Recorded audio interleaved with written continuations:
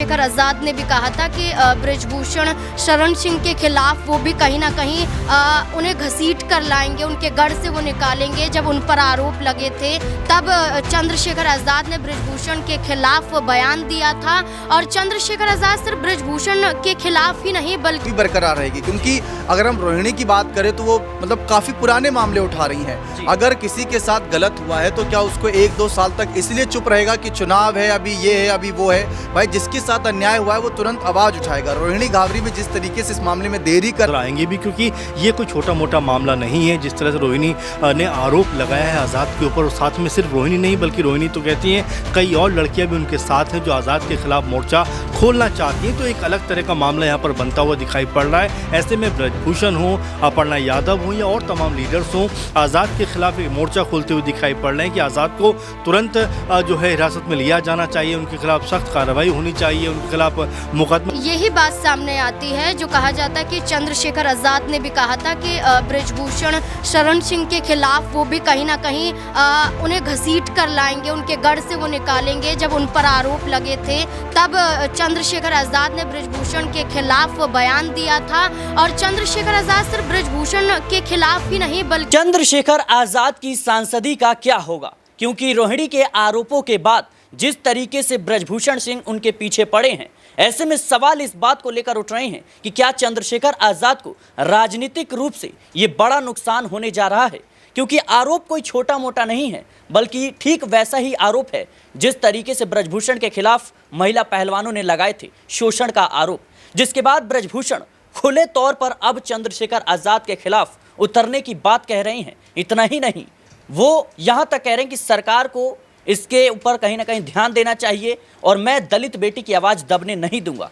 लेकिन दूसरी तरफ देखा जाए तो चंद्रशेखर आज़ाद कहते हैं कि ये मेरा निजी मसला है, मैं कोर्ट में ही इसका जवाब दूंगा। लेकिन रोहिणी खुले तौर पर सोशल मीडिया के जरिए तमाम जो निजी चीज़ें हैं, बातें हैं, उसको शेयर करती हुई नजर आ रही हैं, जिससे साफ जाहिर होता है कि चंद्रशेखर आज़ाद की छवि जो है वो खराब होती हुई नजर आएगी और इसका सीधा प्रभाव उनके राजनीतिक करियर पर पड़ता हुआ नजर आएगा। उससे भी बड़ा सवाल यह है कि अदालत का क्या रुख होने वाला है, क्योंकि माना यह जा रहा है कि रोहिणी कोर्ट का रुख करेंगी, वहीं चंद्रशेखर आज़ाद हर सवालों का जवाब देने के लिए तैयार हैं। लेकिन इन सबके बीच बृजभूषण का जो कदम है वो वाकई चौंकाने वाला है। बृजभूषण साफ तौर पर कह रहे हैं कि जब जाट बेटियों ने मेरे खिलाफ आरोप लगाया था तब यही चंद्रशेखर आज़ाद थे जिन्होंने ये कहा था कि मैं घर से घसीट कर कहीं ना बाहर निकालूंगा अगर मेरा समाज मुझे इजाज़त दे तो अब वही खेल बृजभूषण चंद्रशेखर के साथ करने की तैयारी में है। बड़ा सवाल यह है कि चंद्रशेखर आज़ाद के खिलाफ क्या वाकई में बृजभूषण कहीं ना कहीं बड़ा खेल करने जा रहे हैं, और ऐसा खेल जो उनके राजनीतिक भविष्य को अंधकार में डाल सकता है। मेरे साथ नाज़मीन मौजूद हैं। नाज़मीन, जिस तरीके से देखा जाए तो बृजभूषण लगातार चंद्रशेखर आज़ाद के खिलाफ बयानबाजी कर रहे हैं। जब से रोहिणी घावरी ने शोषण का आरोप लगाया है तब से लगातार वो इस बात पर जोर दे रहे हैं कि ये दलित बेटी की आवाज़ है, दलित बेटी की आवाज़ मैं दबने नहीं दूंगा। लगातार जो दलित शब्द है इसको वो ज़्यादा कह सकते हैं भाव दे रहे हैं। कैसे देख रही हैं? देखिए, पहली बात तो बृजभूषण जो भारतीय जनता पार्टी के एक बाहुबली नेता के रूप में देखे जाते हैं, एक ऐसे नेता जो लोकसभा चुनाव में ये तक कहते हुए नजर आए थे कि उनका दबदबा है, दबदबा रहेगा, दबदबा आगे भी चलेगा। यानी कि वो अपनी ताकत को कहीं ना कहीं उत्तर प्रदेश में दिखाने की कोशिश कर रहे थे। ना सिर्फ उत्तर प्रदेश में, जब पहलवानों ने प्रोटेस्ट किया था, जब धरना प्रदर्शन जंतर मंतर के साथ साथ कई अन्य जगहों पर उन्होंने दिया था, उस दौरान भी बृजभूषण शरण सिंह ने कहा था कि अगर गुनाह साबित हो जाता है तो मैं फांसी लगाने के लिए तैयार हूं।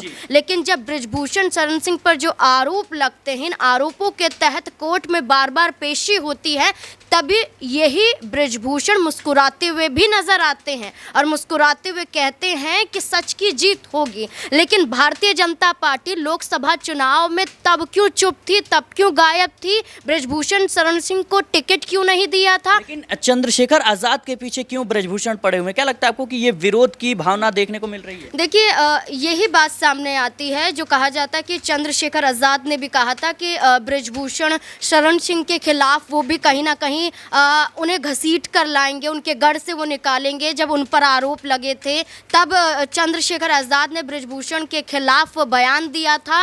और चंद्रशेखर आज़ाद सिर्फ बृजभूषण के खिलाफ ही नहीं बल्कि बीजेपी हो या अन्य राज्यों में जहां भी दलितों के साथ अन्याय होता है वो आवाज़ उठाते हुए देखे गए हैं। चाहे दिल्ली यूनिवर्सिटी में किसी प्रोफेसर के साथ अन्याय हो रहा हो, उन्हें उनके पद से हटाया जा रहा हो, चाहे राजस्थान में एक स्कूल में एक टीचर को निकाला जा रहा हो, चाहे मध्य प्रदेश में बाबा साहिब की मूर्ति को तोड़ा जा रहा हो, चाहे यही घटना उत्तर प्रदेश में हो रही हो, चंद्रशेखर आज़ाद हर बार सामने आए हैं। लेकिन ये पूरा मामला अब बयानबाजी तक सीमित नहीं रह जाता है कि स्विट्जरलैंड में बैठकर रोहिणी ने आरोप लगा दिए, बृजभूषण शरण सिंह ने समर्थन कर दिया, चंद्रशेखर आज़ाद ने कह दिया कि ये मेरा निजी मामला है, मैं सार्वजनिक रूप से ये नहीं बोलूँगा। लेकिन अब ये पूरा मामला बन जाता है कानूनी रूप के तहत देखने को लेकर, क्योंकि जहां रोहिणी कहती है कि एफआईआर दर्ज करवाऊंगी, पूरा मामला कोर्ट में जाएगा, चंद्रशेखर भी कहते हैं कोर्ट में जाएगा,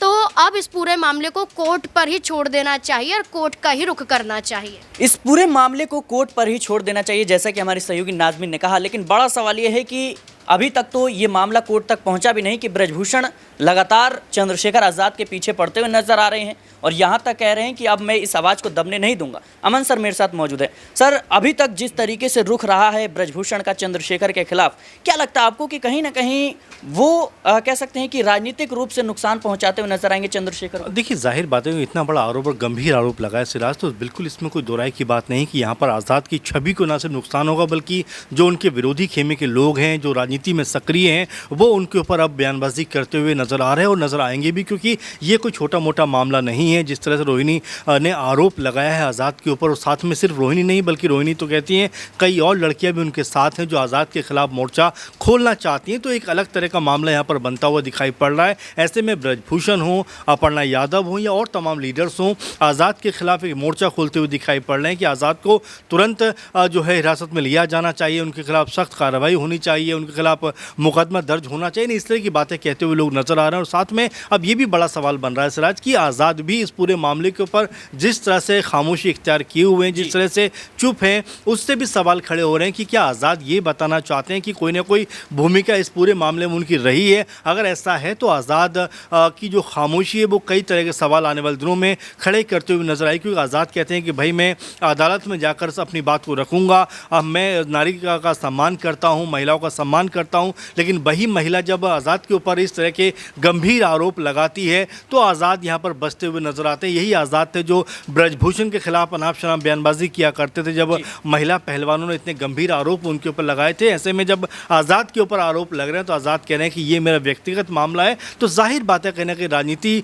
इस पूरे मामले पर होती हुई सिराज दिखाई पड़ेगी, क्योंकि देखिए आज़ाद खुद नगीना से MP हैं, सांसद हैं, तो जाहिर बात है कि उनके ऊपर जिम्मेदारी और जवाबदेही दोनों ज़्यादा हो जाती है। अब ऐसे में आज़ाद क्या इस पूरे मामले के ऊपर अपना रुख कोई प्रेस कॉन्फ्रेंस के ज़रिए सामने रखते हुए नजर आएंगे, या फिर अदालत की जिस तरह से वो बात कर रहे हैं वही उसी के ज़रिए अपनी बात को कहते हुए दिखाई पड़ेंगे, क्योंकि ये मामला बहुत संगीन है, बहुत गंभीर है। और जाहिर बात है कि इतने गंभीर अगर आरोप उनके ऊपर लगे हैं तो जवाबदेही उनकी बनती है। बिल्कुल दर्शकों, जवाबदेही चंद्रशेखर आज़ाद की बनती तो ज़रूर है, क्योंकि चंद्रशेखर आज़ाद के खिलाफ जिस तरीके से रोहिणी ने गंभीर आरोप लगाए हैं, इसके बाद सवाल ये उठ रहे हैं कि चंद्रशेखर का क्या रुख रहने वाला है। लेकिन बड़ा सवाल ये रहेगा, दीपक जी मेरे साथ मौजूद। दीपक जी, जिस तरीके से लोकसभा चुनाव में चंद्रशेखर आज़ाद को सफलता मिली, उसके बाद अब उनकी योजना है कि बिहार चुनाव में भी वो कहीं ना कहीं अपने हाथ को आजमाएंगे। लेकिन अब जिस तरीके से रोहिणी ने ये आरोप लगाया है, यूपी में पंचायत चुनाव भी है, 2027 का जो विधानसभा चुनाव भी है, क्या लगता है आपको कि राजनीतिक रूप से उनको नुकसान होगा और बृजभूषण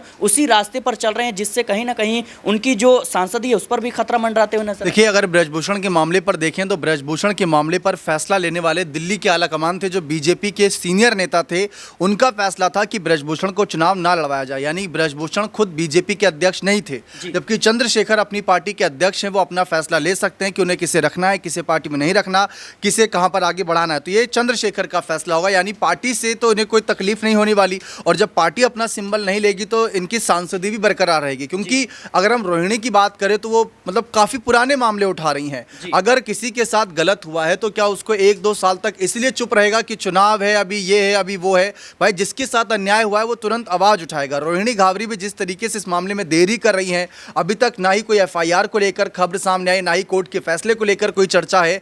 और चंद्रशेखर आजाद भी कहीं ना कहीं अन्य मामलों में, देखिए अगर आप चंद्रशेखर का बायोग्राफी देखें, उनके बारे में पढ़े, तो आपको पता चलेगा कि कई और आपराधिक केसेस उन पर दर्ज हैं इस अतिरिक्त मामले से अलग हटकर। लेकिन रोहिणी को भी इस मामले पर तुरंत एफआईआर दर्ज करवानी चाहिए। और अब चंद्रशेखर एक सांसद हैं, तो सांसद होने के नाते ऐसा नहीं कि तुरंत कार्रवाई होगी। वैसे कानून सबके लिए बराबर है, लेकिन चंद्रशेखर भी एक बड़े ओहदे पर है, तो उस बात का भी सम्मान रखा जाएगा। लेकिन ऐसे वक्त में जो नेता अपनी राजनीतिक रोटियां सेक रहे हैं, वो साफ नजर आ रहा है कि चंद्रशेखर को वही हश्र पर लाना चाहते हैं जो कभी उनके साथ हुआ। जैसे ब्रजभूषण का मामला यहाँ पर अभी चर्चा करी दोनों साथियों ने, उन्होंने बताया कि ब्रजभूषण ने भी जो सहा था वो गलत था या सही था, वो तो जनता और कोर्ट फैसला करेगी। लेकिन चंद्रशेखर भी सही है या गलत, वो भी कोर्ट फैसला करेगी। लेकिन रोहिणी घावरी को इसमें समझना चाहिए कि जितनी देरी करेंगी उतने सवाल उन पर खड़े होंगे। लेकिन इस वक्त रोहिणी से ज्यादा तो ब्रजभूषण एक्टिव नजर आ रहे हैं। ये जो बदले की भावना ये देखी जा रही है। देखिए ब्रजभूषण का जो बयानबाजी है वो एक अलग नजरिए से साफ है, क्योंकि ब्रजभूषण एक नेता है और नेता के तौर पर उनकी बयानबाजी यहाँ पर समझ में भी आती है। अगर आप देखें तो वो